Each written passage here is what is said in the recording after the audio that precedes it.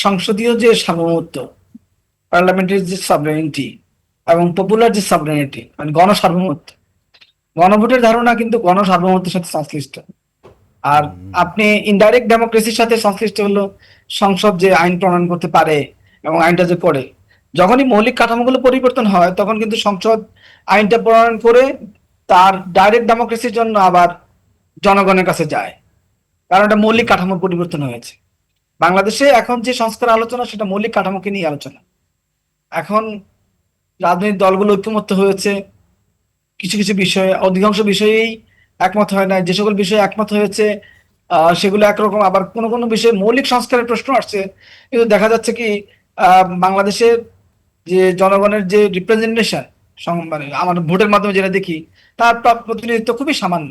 তো সামান্য একটা মানে খুবই অল্প প্রতিনিধিত্বশীল একটা দলের ঐক্যমত্যের ভিত্তিতে মানে সবাইকে আবার একমত করা, এটা। আর গণভোটে কিছু ল আছে, ধরেন গণভোটের কারণে মানুষ বাদ বিচার করতে পারে না, আবার আপনি একটা বাইনারি সিদ্ধান্ত দেন, হ্যাঁ বা না বলতে হবে, মাঝখানে কিছু থাকে না, আমরা এটাকে বাইনারি প্রসেস বলি। এর ফলে গণভোটেরও কিছু ফ্ল আছে, কিন্তু প্রসেসে ফ্ল আছে। অলরেডি আমরা 91 মতো অনুসরণ করি নাই 2026-এ। আবার গণভোটের ইটসেলফ মানে নিজের মধ্যে ইম্বিডেড একটা ফ্ল আছে। যাই হোক, এটার কারণে সবকিছু মিলিয়ে সবাইকে রাজনৈতিক প্রক্রিয়া যারা যুক্ত আছেন, মানে সব রাজনৈতিক দলকে এই সব না, তার মানে অধ্যাপক মাহবুব রহমান, আপনি কি এই গণভোট যেভাবে অনুষ্ঠিত হয়েছে সেই জায়গাটাইকে, সেই প্রক্রিয়াটাকে প্রশ্নের সামনে রাখছেন? আমি তো সেটাকে আজকে না, অন্তত যখনই গণভোটের আলোচনা আসছে তখনই একই কথা বলেছি যে এটা প্রক্রিয়া অনুযায়ী যাওয়া দরকার। আমাদের দেশেও গণভোট নতুন না, বিশ্বেও গণভোট নতুন না। আপনি একটা ট্যাক্সি সংস্কার করবেন, আমি বারবারই বলি ট্যাক্সি সংস্কার মানে এই নয় যে আপনি আজকের জন্য আপনার রাজনৈতিক কোনো সুবিধার জন্য বা আপনি দুইটা পক্ষ কারাগারি করছেন এই জায়গা থেকে গণভোট করে ফেলবেন। গণভোট তো রাষ্ট্রকে নির্মাণ করে, তো রাষ্ট্রকে নির্মাণ করতে হলে তো রাষ্ট্রকে ট্যাক্সি করতে হবে। আজকে আপনি যে প্রক্রিয়ার মধ্যে দিয়ে গণভোট করে সংস্কার করছেন, 5 বছর পরে কিন্তু অন্য কেউ এসে আবার একই প্রক্রিয়া সব চেঞ্জ করে ফেলতে পারবে।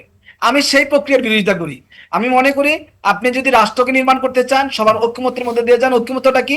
সংসদীয় ঐক্যমত্য। তাহলে এখন অধ্যাপক মাহবুব রহমান স্যার, বিএনপি কি করবে এখন? বিএনপি কি করবে যেখানে আপনার কাছে প্রক্রিয়াই পদ্ধতি সিদ্ধ না বা হয়নি, সেখানে বিএনপি কি করবে এখন? পদ্ধতি হয়নি কথাটা হলো আসলে আমরা 91 সালে যেভাবে অনুসরণ করছি সেটা হয়নি।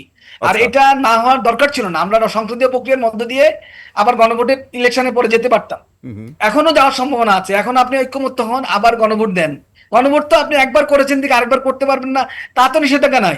তো এটা নিয়ে এত জটিলতা কিছু না। আপনি যেটা বললেন না, রাজপথে শব্দের যে এক ধরনের শব্দের মারামারি হচ্ছে, হ্যাঁ, তারপরে রাজপথের মারামারি যাবে, শব্দের আন্দোলন, এই শব্দগত আন্দোলন হচ্ছে এখন। আন্দোলন। জি, আমার কাছে মনে হয় এগুলো শব্দ, রাজনৈতিক মনিয়াপা বার্গেনিং। বলছেন যে শব্দ সন্ত্রাস হচ্ছে।